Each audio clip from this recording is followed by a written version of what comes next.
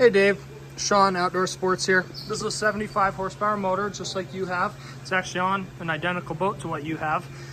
This one, another one that just came in, getting ready to go right out the door. But I popped the engine cowling off of it and I wanted to show you.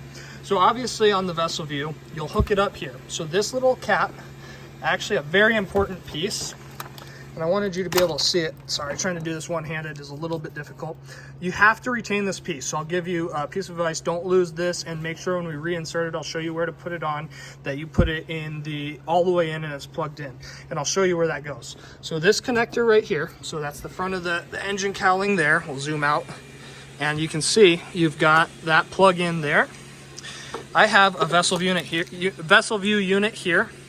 You're going to plug this part of this into where that terminator was. So where that yellow cap goes. And you can see, sorry for my bad filming. Again, I'm doing this one-handed. So now, this cap right here is just a plug. That's all that is.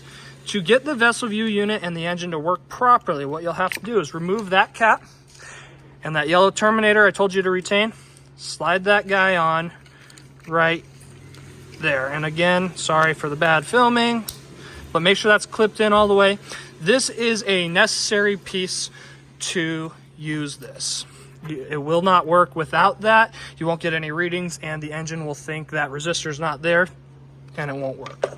And then with this, you have plenty of room down inside the cowling to basically wrap your wiring up. And I'm not going to completely fully install this one here, but I wanted to show you what I've done on these 75 horse motors in the past. So we can tuck this up. Everything up front, that can just be wire tied with the supplied wire ties inside of the vessel view box. So you've got some supplied wire ties there. Sometimes I'll grab some more depending on what it is. And then you can actually just tie off to the main wire harness assembly here. All of these colored wires are actually for your trim harness, and those things can all just be tied and tucked in there.